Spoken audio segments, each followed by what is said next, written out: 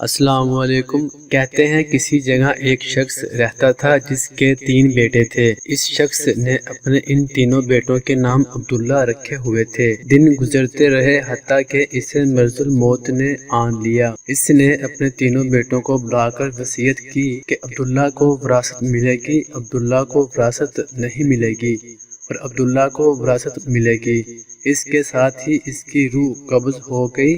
یہ خود تو فوت ہو گیا مگر اپنے بیٹوں کو حیرت میں ڈال گیا کہ کیسے فیصلہ کریں، کن دو عبداللہ کو وراثت ملے اور کس ایک کو نہیں ملے۔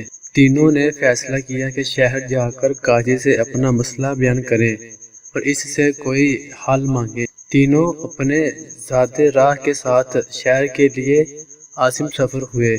راستے میں انہوں نے ایک ایسے شخص کو دیکھا جو اپنی کسی گمشدہ چیز کو تلاش کرتا پھرتا تھا۔ ان بھائیوں کے پوچھنے پر اس نے بتایا کہ اس کی اونٹنی گم ہو گئی ہے جسے وہ تلاش کرتا پھر رہا ہے۔ ایک عبداللہ نے پوچھا کہ تیری اونٹنی ایک آنکھ سے کافی تھی؟ ایک عبداللہ نے پوچھا کیا تیری اونٹنی ایک آنکھ سے کانی تھی؟ اس آدمی نے کہا ہاں ایسا ہی تھا۔ دوسرے عبداللہ نے پوچھا کہ تیری اونٹنی ایک ٹانگ سے لنگڑی تھی؟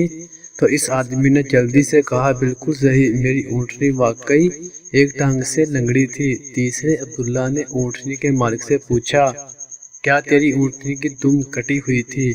تو اس نے خوشی سے کہا بالکل ٹھیک، میری اونٹنی کی دم بھی کٹی ہوئی تھی، بس اب جلدی سے بتا دو میری اونٹنی کہاں ہے۔ تینوں عبداللہ نے مل کر جواب دیا باخدا ہمیں آپ کی اونٹنی کے بارے میں کوئی علم نہیں، ہم نے اسے ہرگز نہیں دیکھا۔ اونٹنی کا مالک ان کی یہ بات سن کر غصے سے پاگل ہو گیا۔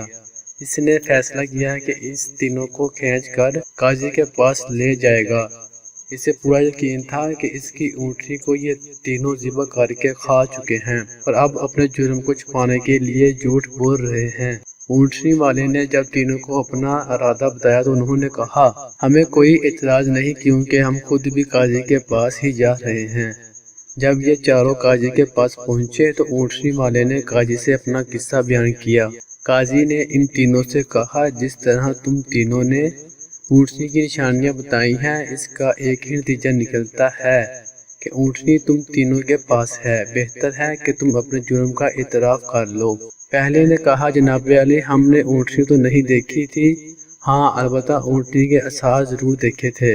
جب میں نے اسے کہا تھا کہ تیری اونٹنی ایک آنکھ سے کانی ہے تو میں نے دیکھا تھا کہ راستے کے ایک طرف کا گھاس تو خوب چرا ہوا تھا مگر دوسری طرف کا ویسے ہی بامان موجود تھا۔ اس کا ایک ہی مطلب تھا کہ اس شخص کی اونٹنی ایک آنکھ سے کانی رہی ہوگی۔ دوسرے عبداللہ نے کہا میں نے دیکھا تھا کہ راستے میں 3 قدم تو گہرے لگے ہوئے ہیں جبکہ چوتھا قدم زمین پر معمولی پڑا ہوا تھا، جس کا مطلب بس اتنا ہی بنتا تھا کہ یہ جانور لنگڑا بھی تھا۔ تیسرے عبداللہ نے کہا اونٹنی جب راہ چلتے ہوئے اپنا گوبر گراتے ہیں تو دم سے ادھر ادھر بکھیرتے ہیں جبکہ ہم جس راہ سے آئے تھے وہاں پر گوبر ایک ہی لائن میں سیدھا گرا ہوا تھا، جس کا ایک مطلب ہو سکتا تھا کہ اونٹنی کی دم کٹی ہوئی ہے جو اپنا گوبر دائیں بائیں نہیں پھیلا پائی۔ قاضی نے بغیر کسی دیر کے اس آدمی کی طرف دیکھا اور کہا تم جا سکتے ہو، تمہاری اونٹنی ان لوگوں کے پاس نہیں ہے اور نہ ہی انہوں نے اسے دیکھا ہے۔ اونٹنی والے شخص کے جانے کے ان تینوں بھائیوں نے قاضی سے اپنا فیصلہ بیان کیا جسے سن کر قاضی بہت حیران ہوا۔ ان تینوں سے کہا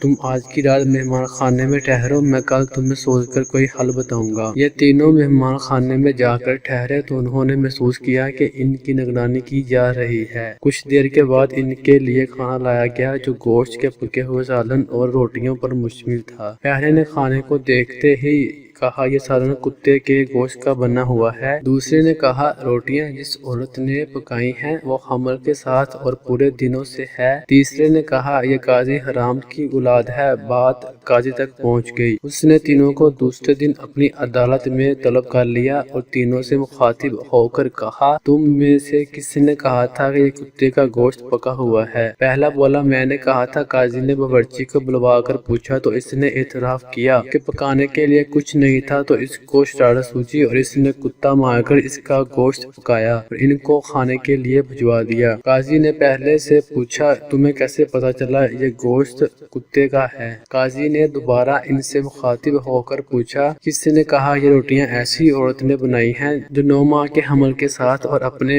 پورے دنوں سے ہے؟ جواب میں دوسری نے کہا میں ہوں جس نے یہ کہا تھا۔ قاضی نے پوچھا تمہیں کیوں کر یہ لگا کہ اس نے کہا میں نے دیکھا روٹیاں ایک طرف سے پھولی ہوئی اور خوب پکی ہوئی ہیں تو دوسری طرف سے کچی اور موٹیاں رہ گئی ہیں۔ میں نے اس سے یہی اخذ کیا روٹیاں بنانے والی ایسی خاتون ہے جس سے تکلیف کے مارے زیادہ جھکا نہیں جا رہا اور وہ سامنے کی چیز بھی نہیں دیکھ پا رہی، جس کا مطلب یہی بنتا تھا کہ عورت حاملہ ہے اور روٹیاں بنانے میں تکلیف محسوس کرتی رہی ہے۔ قاضی نے اس دوسرے سے بھی کہا کہ تم وہ عبداللہ ہو جسے اس کے باپ کے ترکہ سے وراثت میں حصہ ملے گا۔ پھر قاضی نے تینوں سے مخاطب ہو کر پوچھا یہ کس نے کہا تھا میں والد الحرام ہوں؟ تیسرے نے جواب دیا کہ یہ میں نے کہا تھا۔ قاضی اٹھ کر اندر گیا اور اپنی ماں سے پوچھا کیا یہ سچ ہے کہ وہ حرامی ہے؟ تو اس کی ماں نے کہا یہ سچ ہے کہ تم حرام کے ہو۔ قاضی نے واپس آ کر اس تیسرے عبداللہ سے پوچھا تمہیں کیوں کر معلوم ہوا میں حرامی ہوں؟ تو اس نے جواب دیا اگر تم حلالی ہوتے تو مہمان خانے میں ہم پر نگران نہ مقرر کرتے، نہ ہی کتے کا گوشت پکوا کر ہمیں کھانے کے لیے بھجواتے اور نہ ہی کچی روٹیاں کسی مظلوم عورت سے بنوا کر ہمیں کھلواتے۔ قاضی نے اسے مخاطب کرتے ہوئے کہا کہ تم وہ عبداللہ ہو جسے اس کے باپ کے مال سے ورثہ نہیں ملے گا۔ تیسرے نے حیرت کے ساتھ قاضی کو دیکھا اور پوچھا مگر ایسا کیوں ہے؟ قاضی نے کہا کیونکہ ایک حرامی ہی دوسرے والد الحرام کو ٹھیک پہچان سکتا ہے اور تم بھی میری طرح حرام کی اولاد ہو۔ وراثت پانے والے دونوں عبداللہ اپنی ماں کی طرف لوٹے اور دریافت کیا کہ ہمارے تیسرے بھائی کا کیا ماجرا ہے؟ تو ان کی ماں نے کہا تمہارا باپ ایک بار صبح کی نماز پڑھنے مسجد گیا تو اسے دروازے پر رکھا ہوا پایا تھا، اسے گھر لایا، اس کا نام بھی تم دونوں جیسا عبداللہ رکھا اور اس کی پرورش کی۔ دوستو یہ تھی آج کی ویڈیو۔ آپ کا اس ویڈیو کے بارے میں کیا کہنا ہے کمنٹ سیکشن میں ضرور بتائیے گا۔ اللہ حافظ۔